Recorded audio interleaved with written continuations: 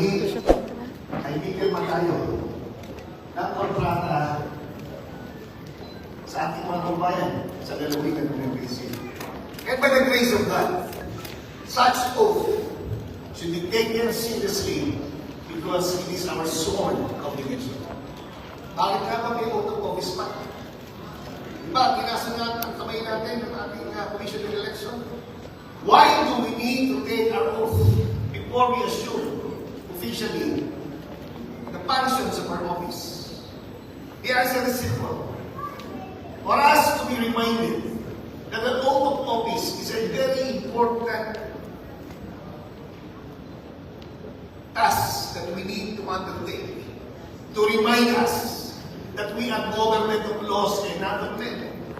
And in doing so, to remind us that it is our obligation to defend and preserve the Constitution of the Philippines and all legal orders that are issued doon po sa mga legally constituted authorities.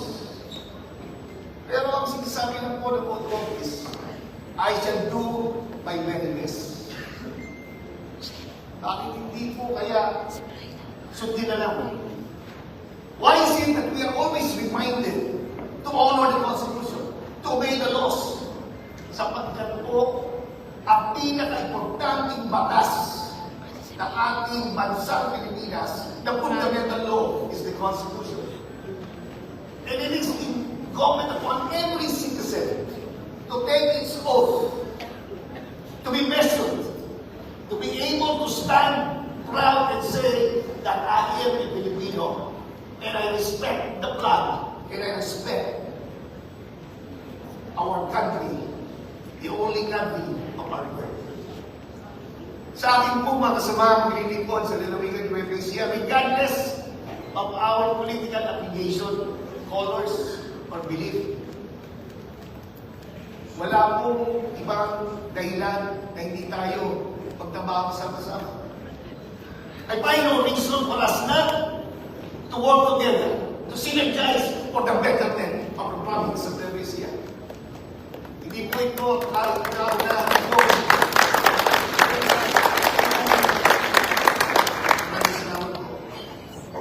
I shall work together with the Sangguni ng Pananabigan to enable Kuya Lemon as Vice Governor for the province of Nueva Ecija.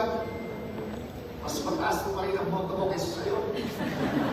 While you are the Vice Governor, and I respect you, you are my kuya, but please be reminded and bear in mind that I am still the Governor of the province. Sa bawat bayan, halal, dumaan tayo sa napakahirap na eleksyon. Marahil ng iba ay hindi masyadong nahirapan. Pero ang lahat po na ito ay iwag sila. I may have a different opinion of the outcome of the election, but I shall keep it in my heart. For I know that today we signify a very important task and function to serve the Moisianos to the best of my ability. Alam po ninyo, let us always invoke the presence of God. Kaya nasa kauli-ulihan sa itap ng ating katungkulang panunumpa, so help me God.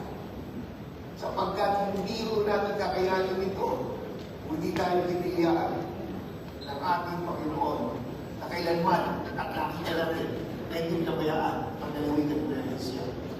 My daughter asked me, Dad, ano sasabihin mo? Sabi ko, at the moment na kakayo ko, doon ko palang isipin kung ano sasabihin ko.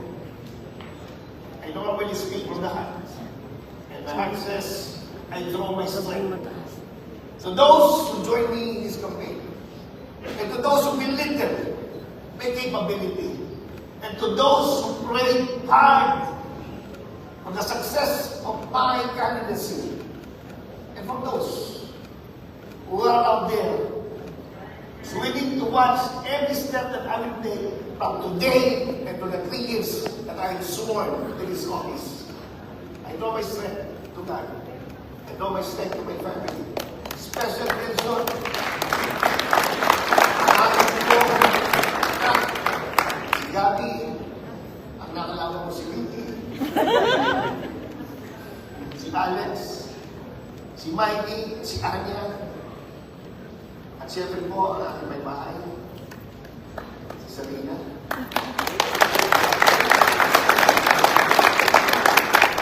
I have seen the best and the worst in politics.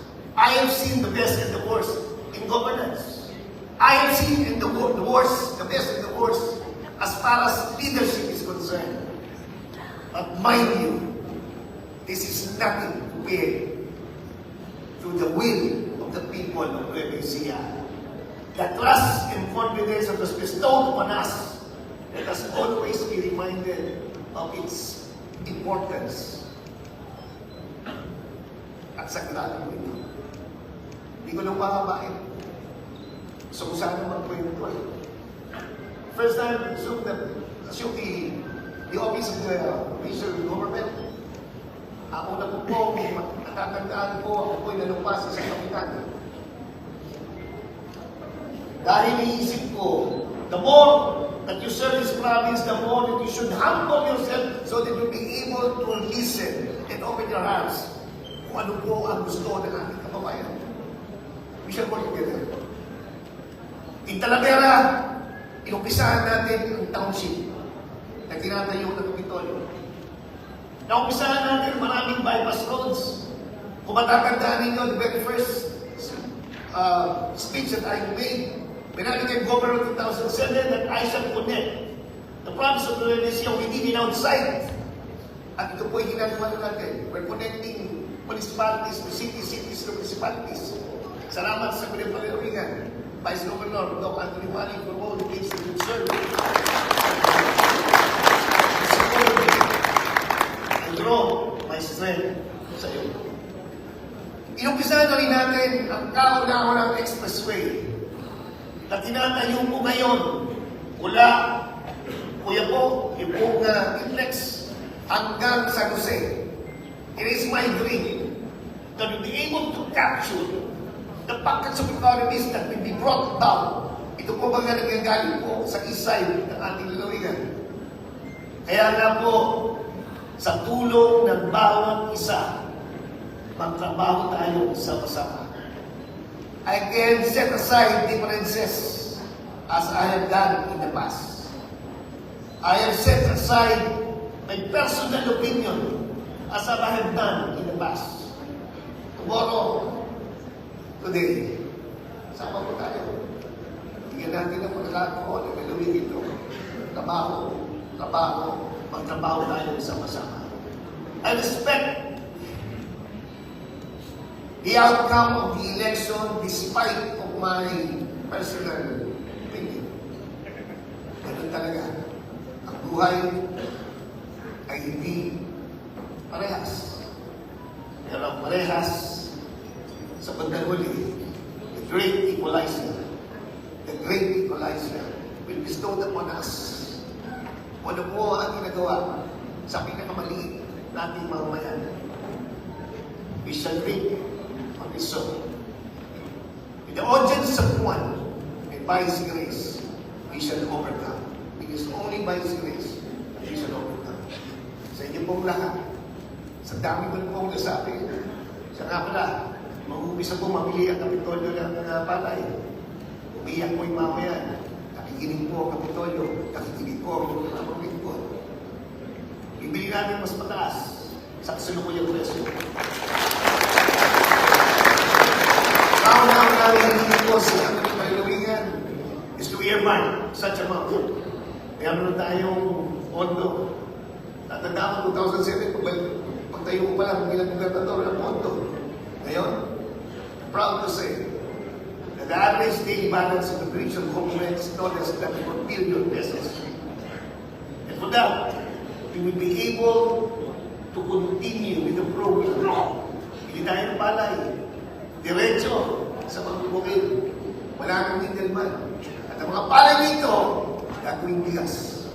Mga bigas nito, makakarating muli sa bawat tahanan.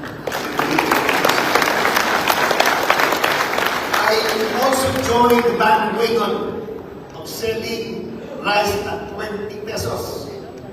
Siyempre, nabibigay tayo libre, pero we put up rolling stores. So, the areas na nabigyan na tinatag sa akin ko, kailan ka pa mamimigay ng bigas? O hindi ba kita mamot? Bentahan pa kita ng 20 pesos. Nagdarating po yung ating tao na pinabibigay sa ating kababayan. Hindi ko natatapos ang panunungkulan sa 3 taon. For those that have served the province in whatever capacity, naiintindihan ko na hindi kailanman matatapos yung paglilingkod sa abot ng ating kakayahan. As the oath of office suggests, to the best of my ability, let us all together capture that moment, capture that word, to the best of our ability. So help us God, let us serve the province of Nueva Ecija. Mabuhay! Alam mo ng Nueva Ecija, mabuhay!